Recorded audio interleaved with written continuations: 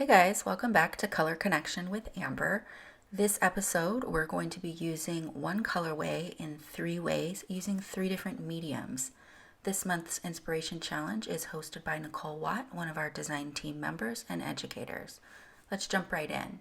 I have the Marshland Washi Tape here. I'm also going to be using the Tea Party Washi Tape for this card. So I've just torn off a piece here and I'm going to apply it to the cardstock. You can go ahead and tear the tape before you put it down. I wasn't entirely sure what my design was going to be, but once I put it down on the cardstock, I decided I wanted the leaves coming from the side and only from one side. So you can see me tearing off bits of this so that we just have a few clusters of leaves here. If you follow me, then you know that I love to design with black. There's something about it that I think just makes the colors on your card pop. I love the high contrast of the black. Because of that, I don't often use gray.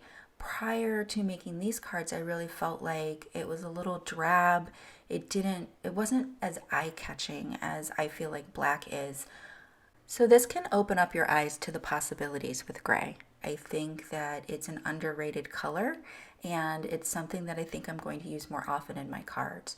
So here I have the Tea Party Washi Tape Set. So there are 4 shades, all 4 shades of Tea Party tape here, and I'm using the 2 lightest colors. And this is in line with our Inspiration Challenge color palette. So I'm just trimming off the corners of my tape and then I just fold it around.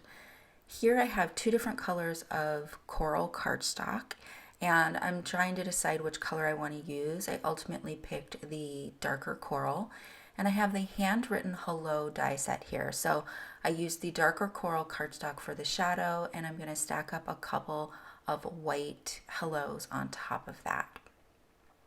I went ahead and adhered my die cut and I stamped My Sweet Friend in a medium gray ink. And here I have the satin white sequins, and I'm just now realizing these may actually not be released by the time this video goes live, but don't fear, they'll be released soon, so just keep your eye out for sequins. You may have already seen them from the Creativation clips.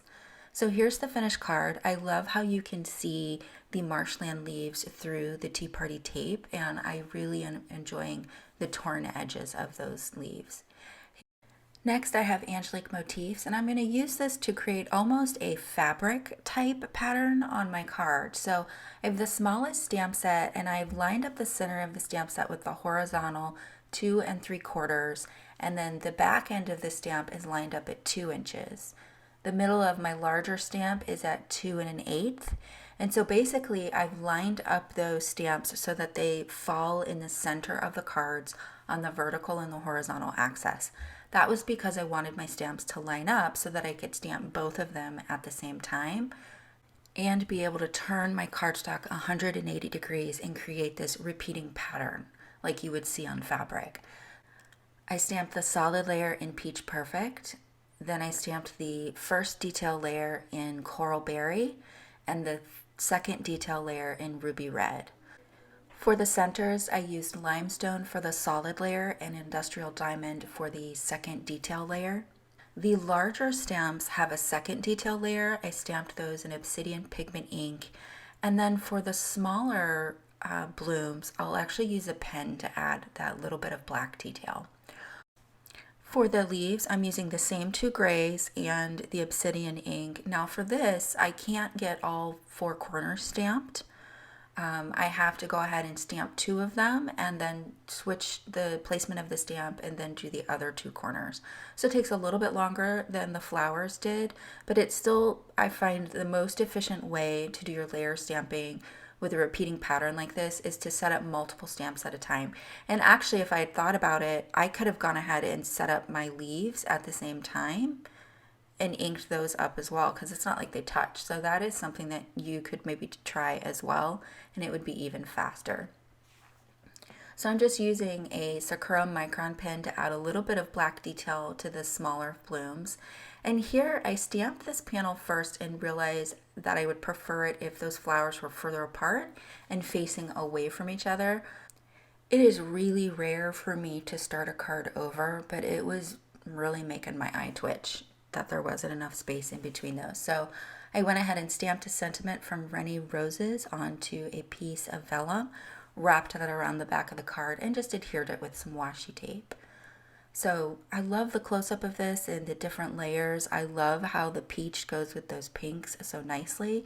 And I think that the gray, particularly with that one layer of black, adds such a nice contrast. I couldn't get away with not using black. Here we have layered floral elements dies, 3D dies, and I have a couple selections. So those same cardstocks that you saw. Now, those aren't Altenew cardstocks. I don't actually have the Tea Party gradient cardstock, but if you have that, that would be a perfect choice for this. And I have the Doodled Dots cover die, and I've cut that from Nina Classic Crest Solar White. I have a piece of gray cardstock behind that, so we're using the same color palette. I went ahead and glued my elements together. Now normally I cut out all of the adhering of the elements to the card down because I feel like you don't really need to see that. You see the arrangement in the photos and you don't necessarily need to see me glue things down. But I made a mistake here and I wanted you to see how I fixed it. So I'm adding that in. Here I felt like my vellum just wasn't quite tight enough. So I'm just making a little bit tighter so it lays flat. And these sentiments are some of my favorites. You guys have seen them before. These are from the Bold Greetings die set.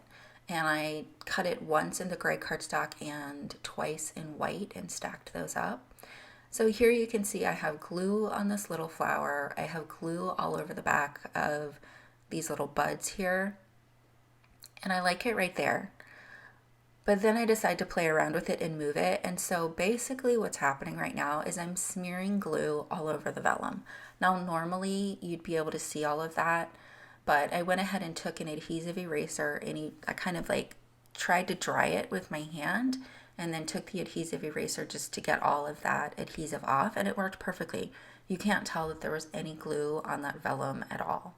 So now it'll be easier with the thank glued down already. I'll go ahead and glue down my flower. I'll put my U down so I have things right aligned, and then I'll just place that right on top of those buds. So I like this placement better. With this particular sentiment, I do like to right align the edges because the tail on the K and the U are exactly the same. I think they look really nice right aligned and stacked like that. Here's the finished card, and I really enjoy the understated elegance of these die cuts, the layered Floral Elements die cuts. There's not a ton of detail to them, but they really capture your attention with the large blocks of color. I think coupled with the Doodled Dots cover die, it's really a perfect pair. Here are the finished cards together. I hope you enjoyed this palette. In our next episode, I'm going to be exploring the same palette, but also using some embossing paste to add texture, using that photo as an inspiration for the design. So be sure to like, subscribe, and ring that bell so that you don't miss the next episode in Color Connection with Amber. Thanks so much for stopping by, and I'll see you real soon.